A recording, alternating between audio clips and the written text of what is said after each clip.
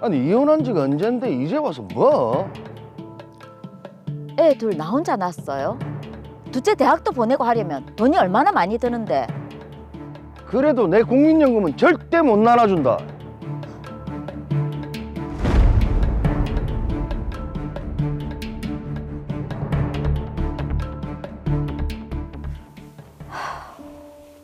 약을 먹어도 소용도 없고 조금만 무리하면 이렇게 콕콕 쑤시네.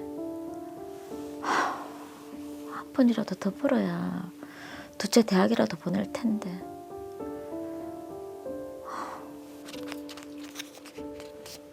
왔나? 미자 내 왔다.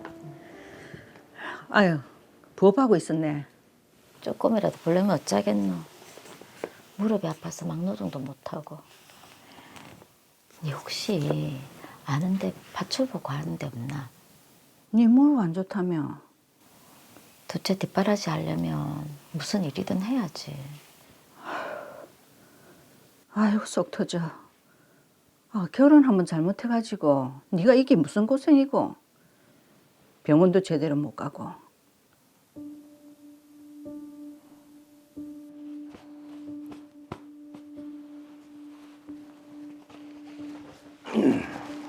오늘도 야근이니까 기다리지 말고 먼저 자라. 오늘도요? 일이 많은데 없잖아. (35세) 늦은 나이에 남편을 만나 결혼했고 두 아이를 낳았습니다. 남편은 결혼생활 10년 동안 가정에는 소홀했습니다. 네, 그래.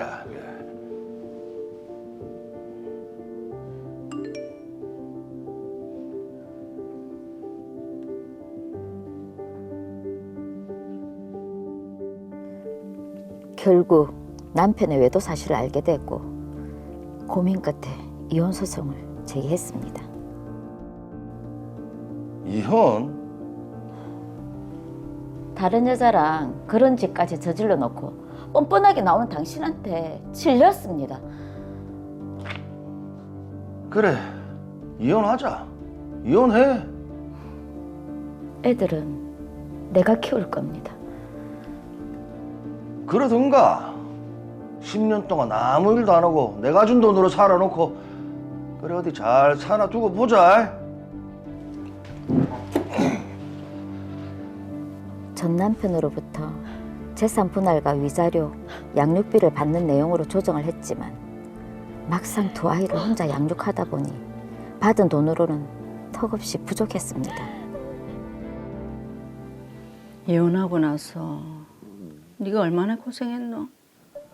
둘째는 갓난내기에다가 아휴, 이래 몸도 약한 데다가 혼자서 아둘이 키운다고. 재산도 내 언니하고 흥청망청 쓴다고 니하고 나눠 가질 것도 없었다며. 이제는 네 노후도 걱정해야 될 거 아이가. 그러게나 말이다. 아둥바둥 살아봐도 형편이 나아지지가 않네. 그거 내 아는 사람한테 들었는데 이혼하더라도 전 남편 국민연금 나눠 받을 수 있다더라.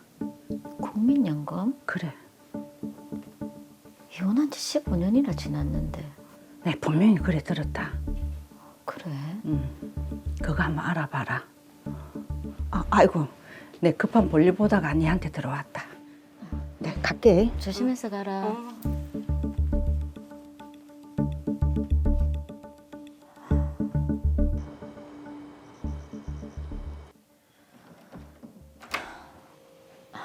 우리 딸 왔나?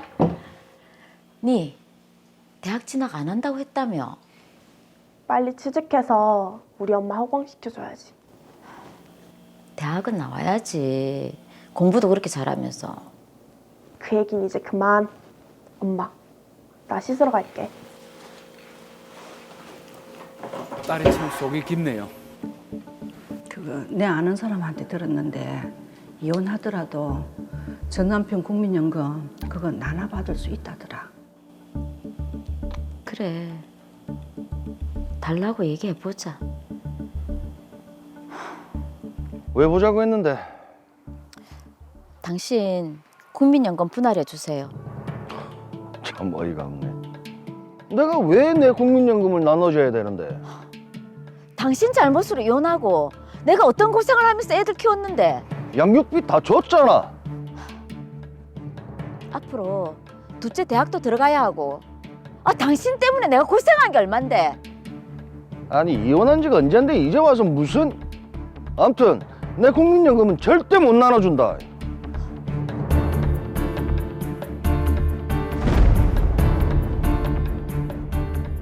자, 이혼을 한 지 오래되었는데 국민연금을 나눠달라. 뭐 사실 받아들이기 힘들 수도 있죠. 그렇죠. 좀 억울할 수도 있죠. 네, 하지만 뭐 둘째 대학도 있고 양육비로 쓰려고 하는 건데 이게 아버지로서 좀 너무한 거 아닌가라는 생각이 들거든요. 서경희 변호사님, 이 사건 어떻게 보셨습니까? 네, 김미자 씨 혼자서 두 아이를 키우는 것도 힘드셨을 텐데 생활고까지 겪게 되어 고민이 참 많으실 것 같습니다. 실제 김미자 씨 사례처럼 이혼 후에도 전 남편의 국민연금이 분할되는지 물어보는 경우가 많고요. 네. 또 최근 황혼 이혼이 증가하면서 국민연금 분할에 대한 상담도 많아지고 있습니다. 오늘 제가 그 부분에 대해서 자세히 알려드리도록 하겠습니다. 자, 많은 분들이 궁금해 하신다고 하니까 저희가 한번 알아보도록 하겠습니다. 자, 변호사님, 자, 이혼할 때 그럼 국민연금도 이게 분할이 가능한가요? 네, 가능합니다. 예. 이혼 시 국민연금도 재산 분할 대상에 포함시킬 수 있는데요. 국민연금은 맞벌이 직장인 부부가 아니라면 부부 중 한 사람만 가입하는 경우가 많습니다. 그렇기 때문에 이혼 과정에서 재산 분할을 통해 나눠 지급받는 것이 가능합니다. 근데 문제가 김미자 씨 같은 경우에는 이혼한 지가 15년이나 지났거든요. 이런 경우에도 국민연금을 나눠 받을 수 있을까요? 네, 받을 수 있습니다. 네. 이혼한 배우자도 일정한 요건을 갖추면 상대방의 국민연금을 분할받을 수 있는데요. 이를 분할연금이라고 합니다. 상대방의 국민연금을 분할받는다. 이게 어떻게 분할이 되는 건가요? 네, 분할연금은 부부가 이혼했을 때 혼인기간 동안 기여한 부분에 대해서 전 배우자의 노령연금 중 일부를 국민연금공단에 직접 청구해서 받을 수 있는 연금입니다. 네. 자, 그러면 분할연금은 국민연금에 가입하지 않았던 전 배우자라면은 누구나 다 받을 수 있는 겁니까? 네, 안타깝지만 그런 것은 아닙니다. 분할연금을 수령하려면 일정한 요건을 갖춰야 하는데요. 우선 전 배우자의 국민연금 가입 기간 중 혼인 기간이 5년 이상이어야 합니다. 그리고 법적으로 이혼한 상태이며 전 배우자가 노령연금 수급권자이어야 하고요. 네. 또 청구권자가 분할연금 수급 개시 연령이 되어야 하는데 분할연금 수급 개시 연령이 국민연금 수급 연령과 동일합니다. 예. 야, 근데 저는 이것도 궁금한데 아까 그 연금 붙는 그 기간이 5년 정도는 혼인 기간이 들어 있어야 된다고 했잖아요. 근데 10년이라는 기간은 됐지만 그게 한 6년은 떨어져 있었고 이러면 아, 이거는- 별거를 했다. 그게 어떻게 되는 거죠? 오. 네, 당사자 간 합의 또는 재판에 의해서 실질적인 혼인 관계가 존재하지 않았던 것으로 인정되는 기간은 분할연금 산정에서 제외됩니다. 예. 예를 들어 별거나 가출 등으로 혼인의 실체가 없었던 기간이 있는 경우를 의미하는데요. 직장 생활이나 자녀의 학업 지원 등의 사유로 부부가 단순히 다른 지역에 따로 거주했던 기간은 제외 대상이 아닙니다. 아, 그러니까 기러기 아빠는 제외 대상이 아니다, 그죠? 네, 어우, 그렇습니다. 예. 자, 그러면 변호사님께서 말씀하신 그런 요건들을 다 충족을 하면 기관에 상관없이 분할연금을 청구할 수 있습니까? 네, 요건을 모두 갖춘 날로부터 5년 이내에 국민연금공단에 분할연금을 청구하면 받을 수 있습니다. 조금 전에 말씀드렸던 요건을 모두 갖췄는데도 5년 동안 청구를 하지 않으면 분할연금을 받을 수 있는 권리가 소멸되기 때문에 주의해야 합니다. 자, 그런데요. 김미자 씨는 지금 40대에 이혼을 했습니다. 나중에 연금 수급 연령이 되면 이 연금 분할을 꼭 해야지 하면서 계속 기억하기가 사실 쉽지가 않잖아요. 그렇죠. 이혼하고 시일이 많이 흐르다 보면 분할연금에 대해서 아예 잊어버리는 경우가 많은데요. 네. 이혼하고 잊어버리기 전에 국민연금 분할 수급을 미리 청구해 놓을 수 있습니다. 아니 이거를 미리 청구를 할 수 있다고요? 네, 그렇습니다. 바로 연금 분할 선청구 제도인데요. 분할연금 수령 요건을 모두 갖추기 전에도 이혼한 때로부터 3년 이내에 미리 청구할 수 있습니다. 다만 미리 청구한 경우에도 연금이 실제로 지급되는 시기는 수급 요건을 모두 갖추었을 때부터라는 점을 유의해야 합니다. 네. 자, 그리고 가장 또 중요한 게 바로 분할연금의 분할 비율일 것 같은데 이게 어떻게 됩니까? 네, 국민연금 분할 대상은 혼인기간 중 형성된 배우자의 노령연금 수급권인데요. 원칙적으로 분할되는 연금액은 전 배우자의 노령연금 중 혼인기간에 해당하는 연금액의 절반입니다. 네. 네, 그러나 당사자의 협의 또는 재판에 의해서 연금의 분할 비율을 별도로 정할 수 있는데요. 하지만 꼭 주의해야 할 점이 있습니다. 어떤 점을 주의해야 됩니까? 네, 이혼 당사자가 작성한 협의서나 조정조서, 판결문에 국민연금에 관한 내용이 명시되어 있어야 합니다. 소송 과정에서 국민연금 분할에 대해서 논의한 사실이 있더라도 판결문 등에 명시되지 않으면 분할 비율 또는 혼인 제외 기간을 별도로 결정한 것으로 인정하고 있지 않습니다. 네. 네, 그렇기 때문에 분할 비율을 별도로 결정하기 위해서는 이혼 협의서나 조정조서 등의 이러한 점이 명확하게 드러나도록 해야 합니다. 자, 일단 드라마로 돌아와서 조정조서라고 하니까 일단 제가 사건을 보니까 남편이 주장하는 게 있습니다. 이혼했을 당시에 조정조서에 향후 서로 상대방에 대해서 기재된 것 외에는 그 어떤 것도 위자료 및 재산 분할을 청구하지 않겠다라고 이렇게 합의를 했다며 안 주는 거거든요. 이런 주장은 어떻습니까? 좀 전에 협의 이혼 당시에 작성한 협의서나 이혼 소송으로 받은 판결문에 국민연금 분할에 관한 내용이 명시적으로 언급되어 있어야 한다라고 말씀드렸죠. 예. 네, 그렇죠. 네, 전 남편 이장수 씨의 주장처럼 이혼과 관련된 나머지 청구는 포기한다라는 추상적인 표현으로는 부족합니다. 실제로도 국민연금 분할 비율에 대해 구체적인 언급이 없었던 경우 분할 비율을 별도로 정하지 않았다라고 보는 것이 대법원의 판례입니다. 네. 그러니까 국민연금이라는 네 글자가 들어가 있어야 되는 거네요. 네, 그렇습니다. 실제로 이런 사례가 있습니까? 네, 드라마 사례와 유사한 사례가 실제로 있었는데요. 예. 이혼 조정조서에 향후 서로 상대방에 대하여 이 사건 조정조서에 기재된 것 외에 이혼과 관련된 위자료 및 재산 분할을 청구하지 않는다라는 조항이 있었습니다. 그런데 이후 전 남편이 이 조항을 근거로 연금공단에 자신이 100%, 전 부인이 0%로 하는 국민연금 분할 합의가 있었다는 내용의 연금 분할 별도 비율 결정서를 제출했는데요. 그런데 국민연금공단은 위 조항만으로는 부족하다며 전 남편의 주장을 받아들이지 않았습니다. 네. 이에 전 남편은 국민연금공단을 상대로 자신이 주장하는 비율을 인정해달라는 내용의 소송을 제기했으나 최종적으로는 패소했습니다. 자, 그렇다면 김미자 씨도 지금 이혼했을 당시에 국민연금을 아예 분할받지 않겠다. 뭐 이런 명시적인 내용이 없었으니까 분할 청구를 할 수 있겠네요. 네, 그렇습니다. 아. 명시적인 합의 사항이 없었기 때문에 김미자 씨는 국민연금공단에 분할연금 지급을 직접 청구할 수 있습니다. 결국 이장수 씨가 지급받을 국민연금 중 혼인기간에 형성된 부분의 절반은 김미자 씨에게 지급되게 됩니다. 아우, 다행입니다. 일단 김미자 씨가 받을 수 있다니까 그나마 다행이긴 한데 예. 사실 이게 부부가 오랫동안 행복하게 살면 제일 좋은 장면이지만 또 살다 보면 그게 안 되는 게 많거든요. 예. 이렇게 서로가 헤어질 때 이런 연금 부분에 대해서만큼은 아무 소리 안 나게 깔끔하게 정리할 수 있는 그런 방법 좀 알려주시죠. 네, 가장 중요한 건 국민연금, 노령연금, 분할연금 등 누구나 국민연금으로 인식할 수 있는 정확한 용어를 사용해서 해당 내용을 명시해야 한다는 것입니다. 네. 예를 들어 혼인기간에 해당하는 원고의 노령연금 중 40%를 피고에게 분할한다 라든지 갑과 을은 서로의 국민연금을 나누지 않고 각자 수령한다 등 구체적으로 기재해야 합니다. 이혼 또는 재산분할 소송이 끝났지만 국민연금 분할에 관한 내용이 명시되지 않은 경우에는 이를 명시한 별도 협의서를 작성하시는 것이 바람직합니다. 자, 마지막으로 우리 김미자 씨, 의뢰인이죠. 김미자 씨에게 한 말씀 부탁드립니다. 네, 김미자 씨, 분할연금 수령 요건을 확인하시고 요건을 충족하실 경우 국민연금공단에 분할연금을 직접 청구하셔서 조금 더 편안한 노후를 보내시기 바랍니다.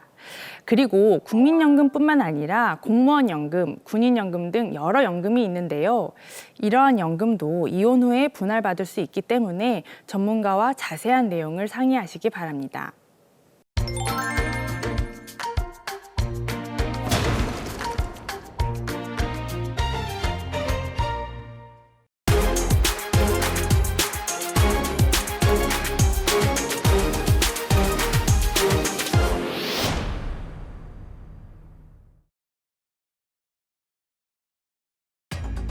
아니 이런 법이 어디 있습니까? 2년 안에 아파트 착공 안 되면 돈 돌려준다면서요? 에? 여기 증서도 있는데. 나도 돌려준다고 정산 합의서까지 써줬잖아요. 내 돈도 빨리 돌려주세요. 둘 다 조합청의 의결사항인데 의결을 못 받아서 무효라니까 다들 왜 이러십니까 진짜. 아 참네.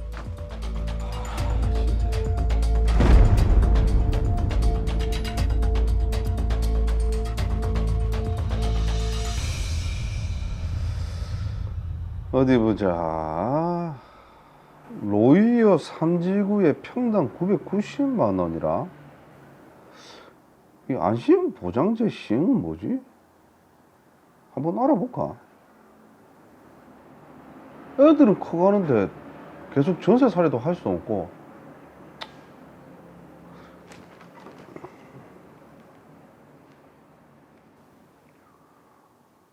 아 여보세요? 그 광고 보고 전화드렸는데요. 그 상담하려면 예약해야 됩니까? 아, 예, 알겠습니다.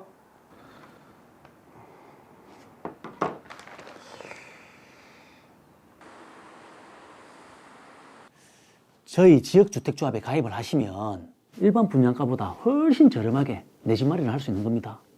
아, 지역주택조합이요? 예. 로이어 3지구가 역세권에다가 1군 건설사가 시공을 맡아서 할 예정입니다. 아, 근데 그 안심보장제는 뭡니까? 조합 가입 계약을 체결한 날로부터 2년 이내에 아파트가 착공에 들어가지 않으면 조합원이 납입한 돈을 전부 돌려주는 겁니다. 아, 그렇습니까? 그럼요. 지역주택조합은 위험하다 이런 말들이 많은데 저희 조합에서는 안심하고 계약을 하셔도 됩니다. 평당 990만 원이면 정말 저렴한 겁니다. 그럼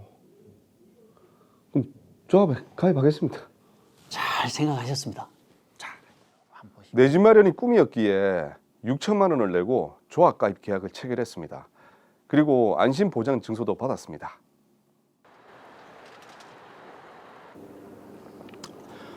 네 요즘 좋은 일 있나? 왜? 얼굴이 확 폈노. 네 그 로이어 3지구에 재개발 들어간다는 얘기 들었지?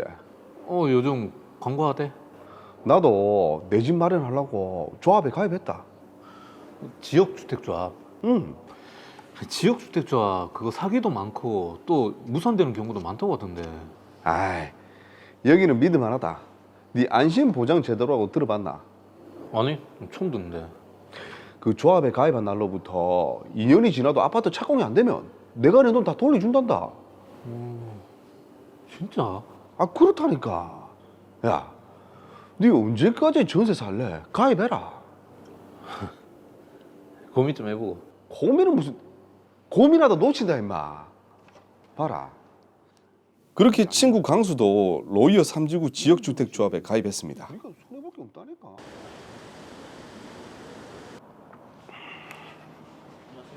아, 예.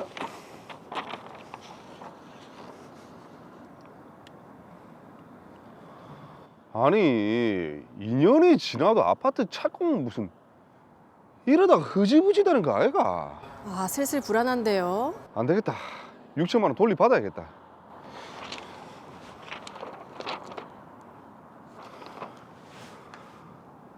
여보세요? 아, 예, 그 조합원 장원효입니다. 예예. 저 조합 좀 그 탈퇴 좀 하려고요. 탈퇴요? 예. 그 2년이 지나도 딱히 사업이 진행되는 것 같지도 않고 해가지고 제가 낸 돈 돌리 좀 받으려고요. 아니 돈을 돌려달라니요. 아니 그 가입할 때 2년이 지나도 아파트고 착공이 안 되면 내가 낸 돈 돌려준다면서요. 안심 보장 증서도 있고. 아니 그건 조합총회 의결 사항인데 의결을 못 받았습니다. 그래서 돈 환불은 안 됩니다.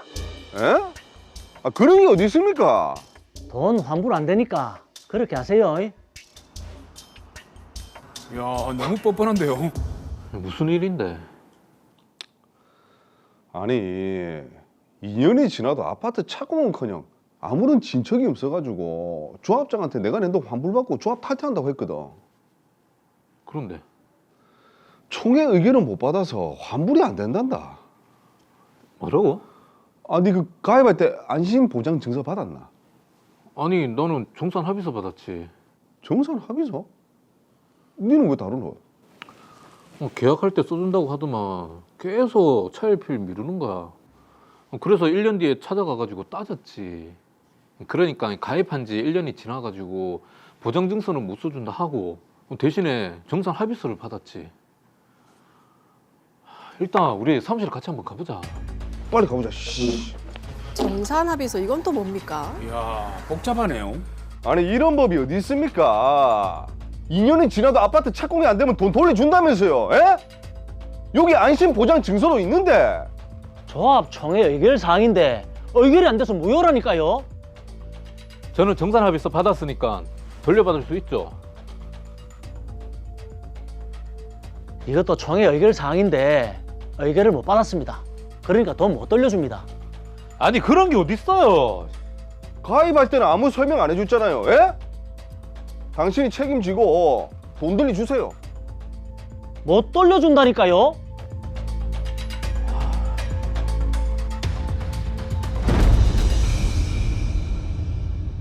자, 이게 참 뭐 화장실 들어갈 때랑 나올 때가 다르다고 두 사람 입장에서는 참 기가 찰 노릇입니다. 그렇습니다. 예. 자, 우선 이 장원효 씨가 받았다는 안심 보장 증서 이게 뭔지부터 알아봐야 될 것 같은데요. 김희진 변호사님 이게 어떤 건가요? 네, 안심보장 증서는 지역주택조합에서 발급하는 것으로 약 4, 5년 전에 한창 유행하던 증서입니다. 안심보장 증서, 안심보장 확약서, 환불 확약서 등 여러 명칭으로 불려지고 있는데요. 명칭을 불문하고 일정한 경우 조합원이 납입한 돈을 전부 반환한다는 내용을 담고 있습니다. 네. 아무래도 이런 내용의 안심보장 증서가 있으면 조합에 가입하는 걸 고민하는 사람들이 쉽게 가입 계약을 체결하겠죠. 그렇죠. 이게 전부 돈을 돌려준다고 하니까 그렇죠. 쉽게 가입을 할 수밖에 없잖아요. 네네. 그러면 이 안심보장증서 이게 법적인 규정이나 아니면 법률적인 효력이나 이런 게 없는 건가요? 사실 안심보장 제도는 어떠한 법령에 규정되어 있는 제도가 아닙니다. 오. 그런데 조합장이 이제 이렇게 얘기를 합니다. 안심 보장 증서는 조합 총회 의결 사항이다. 의결을 받지 않아서 무효다. 이 말은 어떤 의미입니까? 네, 우선 안심보장 증서는 일종의 조합과 조합원 사이의 약속인데요. 네. 조합이 약속을 지키기 위해서는 결과적으로 조합원들이 납부한 조합 소유의 돈을 써야 합니다. 네. 그런데 여기서 문제가 발생하는데요. 아, 어떤 문제입니까? 네, 지역주택조합에 돈이 있고 없고를 떠나서 지역주택조합은 민법상 비법인 사단입니다. 비법인 사단 소유의 재산은 조합원들의 총유에 해당하는데요. 조합원들의 돈을 조합장과 같은 대표자가 함부로 지출을 하면 안 되겠죠. 그럼요. 함부로 예. 지출해서 문제가 많이 생기죠. 당연히 안 되죠. 네. 그래서 민법은 비법인 사단이 아무런 대가 없이 비법인 사단 소유의 재산을 처분하는 행위를 총회의 의결 사항으로 규정하고 있는데요. 즉 안심보장 증서는 그 내용 자체가 아무런 대가 없이 조합원에게 돈을 돌려주는 처분 행위입니다. 그래서 지역주택조합 총회의 의결 사항이고 조합장 단독으로 결정할 수 없는데요. 네. 그렇기 때문에 총회의 의결이 없으면 조합장이 단독으로 발급한 안심보장증서는 무효가 되고 네. 지역주택조합의 안심보장증서의 내용대로 돈을 달라고 할 수가 없습니다. 자, 그러면 지금 장원효 씨가 받은 안심 보장 증서는 아무런 뭐 효력이 없는 뭐 종이 쪼가리입니까? 꼭 그렇지만은 않습니다. 네. 장원효 씨는 조합 가입 계약을 체결할 당시 안심보장증서가 유효하다고 믿고 체결을 했는데요. 그런데 나중에 알고 보니 안심보장증서가 총회의 결의를 받지 않아서 무효가 된 거잖아요. 맞아요. 이게 조합장이 가입할 당시에는 총회 의결을 받아야 된다 이런 얘기를 해주질 않았거든요. 그렇죠. 네, 맞습니다. 장원효 씨는 조합 가입 계약을 체결할 당시 안심보장증서의 유무효에 대해 잘못 안 것이고 안심보장증서가 장원효 씨가 조합에 가입하는 것을 결정하는 데 아주 중요한 부분이었잖아요. 그럼요. 그러니까 착오를 원인으로 조합 가입 계약 전부를 취소할 수 있습니다. 그래서 장원효 씨는 조합을 상대로 기이 지급한 돈 및 이에 대한 이자까지 청구할 수 있습니다. 야, 그럼 이게 장원효 씨가 그런 청구를 하게 되면 승소할 확률 이게 굉장히 중요한데 어떻습니까? 좀 높습니까? 변호사로서 승소 확률과 패소 확률을 단정지어서 말씀드리기는 어려운데요. 얘기해 주세요. 그래도 장원효 씨는 무난히 승소할 것으로 예상됩니다. 자, 그렇게 된다면 장원효 씨가 납입했던 돈이 6천만 원인데 6천만 원 전부를 돌려받을 수 있겠네요. 네, 그 부분은 또 다른 문제인데요. 그래요? 네. 지역주택조합에 돈이 있다면 다행인데 드라마 사례의 경우처럼 사업에 진척이 없다면 돈이 없을 수도 있습니다. 소송에서 이겼다고 해도 지역주택조합에 돈이 없으면 일부만 받을 수도 있고요. 지역주택조합이 더 이상 진행이 안 되고 계속 돈이 없는 경우에는 판결문과 채권만 남고 돈을 못 받을 수도 있습니다. 자, 아니 승소를 했는데 돈을 못 받을 수도 있다고 하면 아유, 참. 이거 어떻게 해야 됩니까, 변호사님? 지역주택조합의 돈은 대부분 신탁회사의 계좌에 있는데요. 신탁회사 계좌의 돈은 대내외적으로 신탁회사 소유입니다. 지역주택조합이 자금 인출 요청을 해야 신탁회사에서 돈을 주는 구조인데요. 여기서 좀 이렇게 사무장에 감이 좀 오기 시작하는데 장원효 씨가 신탁 회사를 상대로 해서 돈을 반환을 요구를 하면 어떻겠습니까? 아닙니다. 아닌가요? 네, 감이 왜 그렇죠? 신탁회사를 상대로 소송을 제기할 수는 있지만 패소할 가능성이 높습니다. 장원효 씨는 우선 소송을 제기하기 전에 신탁회사의 채권 가압류와 소유권 이전 등기 청구권 가압류를 진행하셔야 하는데요. 이후 최대한 빨리 1심에서 승소해서 가집행 선고부 판결을 받고 가압류를 압류 추심 명령으로 전환해야 합니다. 그래야 나중에 신탁회사에서 가지고 있는 자금을 집행공탁으로 변제하거나 다른 채권자들을 포함해서 전부 공탁할 때 각 채권 금액에 비례해서 배당되는 돈으로라도 일부 변제를 받을 가능성이 있습니다. 네. 자, 일단 장원효 씨가 어쨌든 돈을 받을 수 있다고 하니까 다행인데 참 그 과정이 복잡하네요. 예. 자, 그리고 장원효 씨의 친구 박강수 씨도 같은 지역 주택조합에 가입 계약을 체결했었는데 박강수 씨는 정산합의서를 받았다고 합니다. 이 정산합의서는 보고 또 어떤 내용입니까? 네, 정산합의서는 통상 조합이 해산되거나 사업이 무산되는 경우에 기납입한 돈을 전부 지급한다는 취지로 작성된 처분문서입니다. 그런데요, 변호사님, 지금 장원효 씨 같은 경우에는 안심보장 증서를 받았고 박강수 씨는 왜 지금 정산합의서를 받은 거죠? 네, 사실 안심보장증서가 법률에 근거한 증서가 아니라고 했잖아요. 예. 네. 그래서 조합가입 계약 체결 시 안심보장증서를 누구는 주고 누구는 주지 않고에 대한 기준이 없습니다. 그래서 조합장이나 분양대행사에서 주고 싶은 사람에게 줄 수도 있고 깜빡하고 안 주는 경우도 있는데요. 제가 알아보니 해당 지역주택조합은 분양대행사에서 모집한 조합원들에게는 안심보장증서를 줬고 업무대행사에서 모집한 조합원들에게는 안심보장증서를 주지 않은 것으로 확인됐습니다. 그래서 박강수 씨가 1년 뒤에 이를 알고서 정산합의서를 별도로 받은 것으로 보입니다. 야, 이게 누구는 주고 누구는 안 주고 그야말로 주먹구구식이네요. 체계가 없네요. 네, 체계도 없어요. 근데 요 박강수 씨 같은 경우는 정산 합의서대로 어떻게 돈을 돌려받을 수 있을까요? 네, 일단 박강수 씨는 안심보장증서를 믿고 조합가입 계약을 체결한 게 아닌데요. 그렇다면 조합가입 계약 체결에 있어서 안심보장증서가 개입된 부분이 없습니다. 정산합의서와 조합가입 계약은 1년의 기간을 두고 체결됐는데요. 그렇기 때문에 상호 관계가 없어서 박강수 씨는 착오를 원인으로 조합가입 계약을 취소할 수 없습니다. 마찬가지로 정산합의서도 총회의 결의가 없으면 무효이기 때문에 정산합의서 내용대로 조합에 청구할 수도 없습니다. 박강수 씨는 좀 안타깝네요. 어떻게 좀 돈을 돌려받을 수 있는 다른 방법이 없겠습니까? 네, 안타깝게도 박강수 씨는 돈을 돌려받기 어려울 것 같습니다. 그러니까 이게 장원효 씨나 박강수 씨처럼 지역주택조합에 가입을 이제 계약을 체결하려고 할 때 주의해야 될 점, 꼭 짚고 넘어가야 될 점, 이런 걸 좀 짚어주시죠. 지역주택조합은 조합원들이 낸 돈으로 사업 부지를 삽니다. 그렇기 때문에 이미 토지를 확보한 후 진행되는 일반 아파트 분양과는 다른데요. 사업이 무산되면 조합원이 납입한 돈을 전부 돌려받지 못할 수도 있어 일종의 투자에 가깝습니다. 따라서 지역주택조합 가입 계약을 체결할 때에는 조합이 확보한 토지에 대한 토지 매매 계약서, 토지 사용 승낙서들을 꼼꼼하게 챙겨보시기 바랍니다. 그리고 사업의 성공 가능성을 검토하신 이후에 그래도 괜찮다면 계약을 체결하시기 바랍니다. 네. 이야. 정말 달콤한 말은 선뜻 믿지 말고 좀 구체적으로 잘 알아보고 좀 계약을 체결해야 될 것 같습니다. 이게 그러니까 이제 큰 이익이 있잖아요. 네. 싸게 살 수 있으니까. 그러니까. 그만큼 부지런해야 된다는 거죠. 맞아요. 알아볼 것도 많고. 그러니까. 발품 팔아야 됩니다. 예. 아, 자, 마지막으로 우리 장원효 박강수 씨께 한 말씀 부탁드립니다. 네, 장원효 씨, 박강수 씨, 이미 지난 일이니 후회보다는 이제 수습을 해야 할 시간인 것 같습니다. 지역주택조합에 관련된 소송을 진행하다 보면 지역주택조합에 대해 잘 몰라서 승소할 수 있는 사건도 패소하는 경우가 있습니다. 지역주택조합의 실무에 밝은 법률 전문가와 상의하셔서 꼭 돈을 돌려받으시기 바랍니다.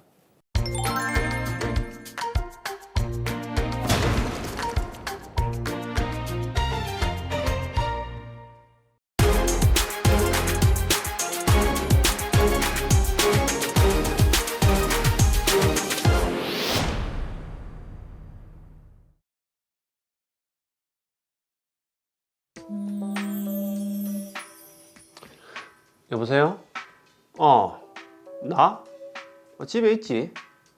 아이, 내가 만날 사람이 어디 있노? 뭐? 데이트 앱? 그래. 알겠다.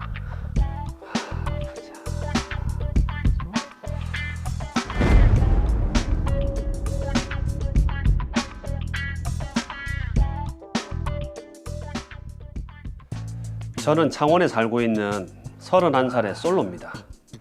친구가 알려준 데이트 앱을 통해서 지난 가을 한 여자를 만났습니다. 이상형? 착하고 나만 좋아하고 그러면 되지. 이쁘고가 빠졌습니다.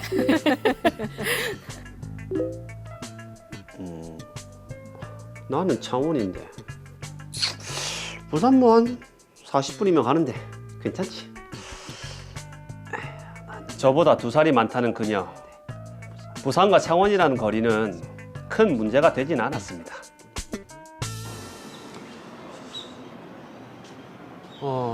여기가 맞는 것 같은데. 순호 씨. 미연 씨? 맞아요. 앱에서 볼 때는 엄청 씩씩하던데 오늘은 또 쑥맥 같네요. 아, 예. 제가 부산을 잘 안 와봐서요. 아, 와, 근데 미용실 되게 좋네요. 제가 20살 때부터 미용일 해서 좀 착실하게 모았어요.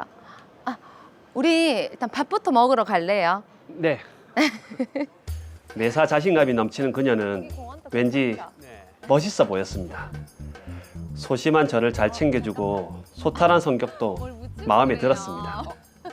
데이트 앱으로 만났지만 그녀는 꼭 제 운명 같았습니다.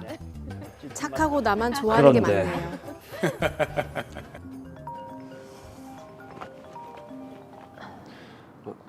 미연 씨, 전화가 계속 오는데 이거 안 받아도 돼요. 아니, 그래도 급한 전화일 수도 있잖아요. 일단 받아보세요.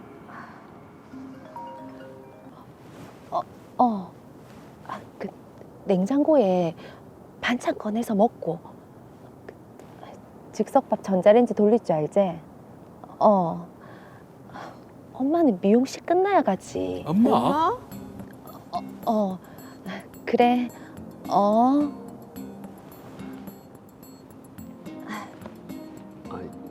누구예요? 우리 딸. 예, 딸이요? 나 결혼했어요. 미리 말 못해서 미안해요. 유부녀라고요? 저 이혼할 거예요. 아니, 남편이랑 성격 차이가 너무 심해서 헤어지기로 했는데 아직 도장만 안 찍은 거예요. 순호 씨, 걱정 마요. 아니, 그래도 저한테 미리 얘기했어야죠.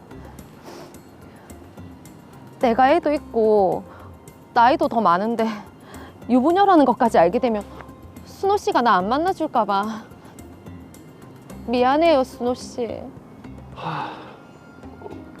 어떡해요, 이젠? 아무것도 달라질 거 없어요. 나는 곧 이혼할 거고 딸도 남편이 키우기로 했어요. 우린 지금처럼 그냥 이렇게 만나면 돼요. 순호 씨. 아, 혼란스러운데요. 아, 계약서를 써야 되는데. 그녀가 유부녀라니 청천벽력이었습니다. 고민에 고민을 거듭했지만 이미 제 마음은 깊어져 있었고 그녀와의 사이를 쉽게 떼어낼 수는 없었습니다. 그렇게 몇 달간의 만남이 계속되던 어느 날, 이게 뭐지?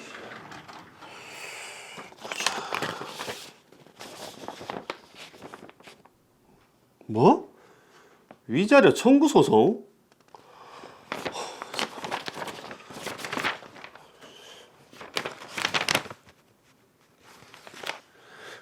미연 씨, 나한테 위자료 청구 소송 소장이 왔는데. 순호 씨, 미안해요. 남편한테 다 들켜서. 미리 이야기를 했어야죠. 미연 씨, 괜찮아요? 그 남편이 해코지하거나 그러진 않죠? 전 괜찮아요. 근데 순호 씨, 우리 이제 그만 만나요. 갑자기요? 남편이 순호 씨 가만 안 두겠다고 위자료 청구도 많이 하겠대요. 예? 아니 미연 씨 남편이랑 이혼하기로 한 거 아니었어요? 딸 때문에 그건 안 될 것 같아요. 이혼도 안 한다. 미연 씨, 날 좋아하긴 한 거 맞아요. 알고 보면 위자료 받으려고 남편이랑 짜고 친 거 아니에요? 아니 순호 씨, 무슨 말을 그렇게 해요? 지금 미연 씨 행동이 그렇잖아요. 지렁이도 밟으면 꿈틀댑니다. 저도 가만히 안 있을 거예요. 순호 씨가 가만 안 있으면 어쩔 건데요? 우리 불륜 이거 이미 다 들켰고 증거도 있는데. 제가 어떻게 나오는지 나중에 한번 두고 보시죠.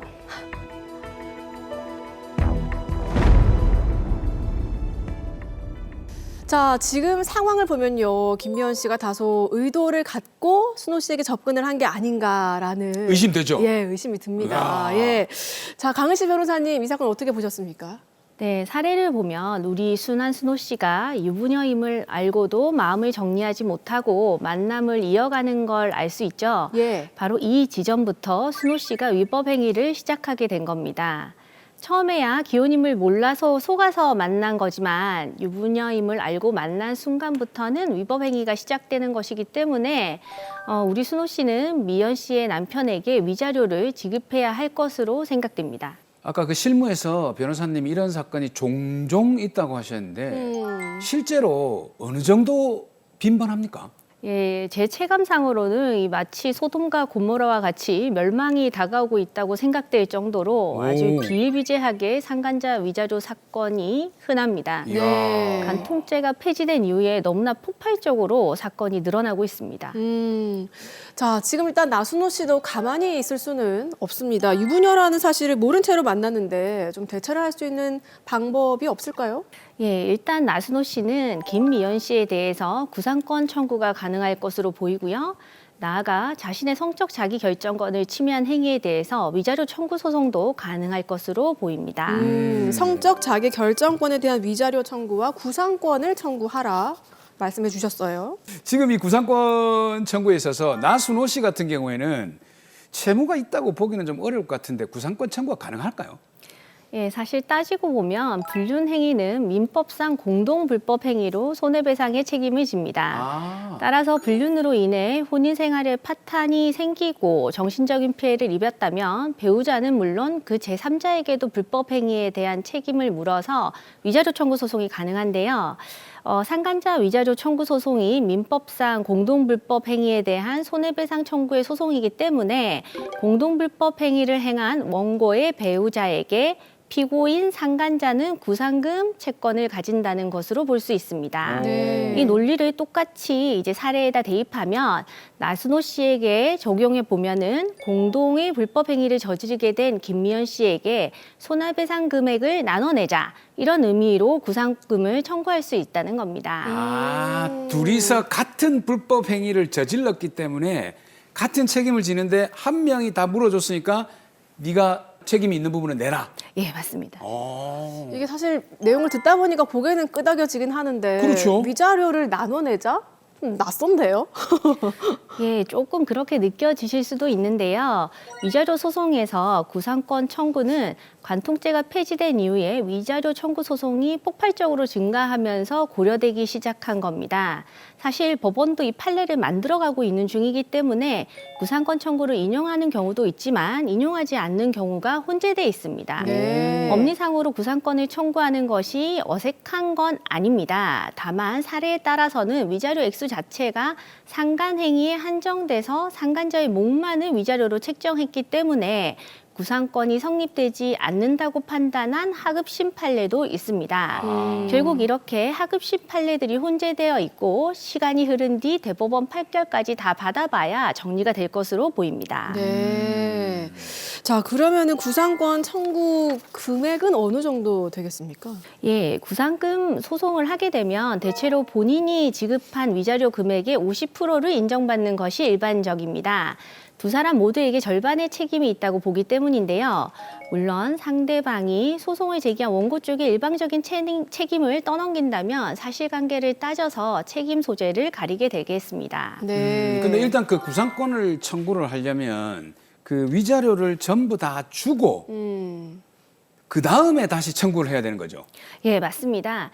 구상금 청구 시 전제 조건은 반드시 상간자 소송에서 불법 행위가 인정돼서 위자료 지급 판결이 있어야 하고 위자료 지급이 전액 이루어진 뒤에 나가는 겁니다. 간혹 조정 절차나 합의 과정에서 원고 측과 구상금 청구를 하지 않겠다, 자신의 청구를 포기하겠다는 조건으로 합의하는 경우도 있는데요. 이런 경우에는 구상금 청구가 불가능합니다. 자, 그러면 지금 나순호 씨 같은 경우에는 구상권을 청구하는 게 실익이 있을까요? 예, 정말 중요한 포인트를 짚어주셨는데요. 네. 구상권 청구의 실익 꼭 짚어봐야 하는데요. 이건 상간자 위자료 금액을 따져보고 소송을 결정하셔야 할 것 같습니다. 만약 상간자 위자료 금액이 500이나 1000만 원 정도에 불과한 상황이라면 사실 구상금 청구 소송을 통해서 절반을 돌려받는다 하더라도 소송 비용을 제외하고 나면 실익이 없을 수 있기 때문입니다. 차라리 상간자 소송이 진행되고 있다면 구상금 청구 소송을 이유로 조정 절차에서 위자료 부분의 감액을 주장하는 게 더 유리하고 신속할 수 있습니다. 네. 자, 지금 나순호 씨 같은 경우에는요, 앱으로 만났고 처음에 김미연 씨가 결혼 사실을 속인 것이기 때문에 이런 부분을 주장을 한다면 위자료에 대한 책임이 5대5의 비율이 되는 건 아닐 것 같은데요. 자, 그렇게 되면 위자료 금액이 크지 않을 것 같아서 구상권 청구를 이게 하는 게 나은 건지 어떻습니까? 예, 위자료 책정은 불륜 당사자 간 내부 책임 관계입니다. 부정행위에 이르게 된 경위와 정도, 내용에 따라서 불법 행위의 책임 관계가 5대5가 아니고 3대7 정도로 달라질 수 있습니다. 네. 나순호 씨도 처음에는 기호님을 모르고 속아서 만난 사실이 반영될 수 있습니다. 만약 순효 씨와 반대로 피고가 오히려 불리한 상황이라면 구상금으로 돌려받는 비율이 현저히 떨어질 수도 있습니다. 때문에 구상금 청구를 고려하실 때는 반드시 법률 전문가와 상의를 하시고 결정을 하셨으면 좋겠습니다. 이야, 5대5, 8대2 이러니까 마치 교통사고 같습니다. 두 사람 다 맞는 게 교통사고인데. 근데 변호사님, 제가 솔직히 한번 질문 드리겠습니다. 이 나순호 씨 같은 경우에는 구상금 청구를 하는 게 맞을까요? 어떻습니까? 예, 저는 김미연 씨에게 구상권 청구하는 것도 추천을 드리지만 이에 더해서 특히 우리 순호 씨 같은 경우에는 유부녀임을 속이고 만난 김미연에게 성적 자기결정권을 침해한 것에 대한 위자료 청구 소송도 같이 더해서 진행을 하면 더 좋을 것 같습니다. 자, 그럼 성적 자기결정권 침해에 따른 위자료 청구 소송도 가능하다고 하셨는데 그거는 금액이 어느 정도 될까요? 그러면? 사례마다 다 다르겠지만 대략적으로는 1000만 원에서 한 2천만 원 정도 예상을 하시면 될 것 같습니다. 네. 정말 억울하게 상간자로 몰렸다거나 위자료 금액이 어마어마해가지고 책임을 질 수 없는 상황이라면 공동의 불법 행위를 저지른 사람에게 반드시 그 책임을 물을 필요가 있을 것 같습니다. 맞습니다. 자, 마지막으로 의뢰인 나순호 씨께 변호사님 한 말씀 부탁드립니다. 예, 우리 순호 씨는 기호님을 안 시점을 전후로 전에는 피해자, 후에는 가해자가 됐습니다. 가해자인 부부는 반성하고 2번 다시 같은 실수를 하지 않으시면 되고요. 피해자인 부부는 피해를 잘 보상받으시면 되겠습니다. 사건에 휘말리게 된 부부는 너무 속상하지만 이 모든 것이 지나가고 나면 다 해결될 일이기 때문에 크게 걱정하실 필요는 없겠습니다.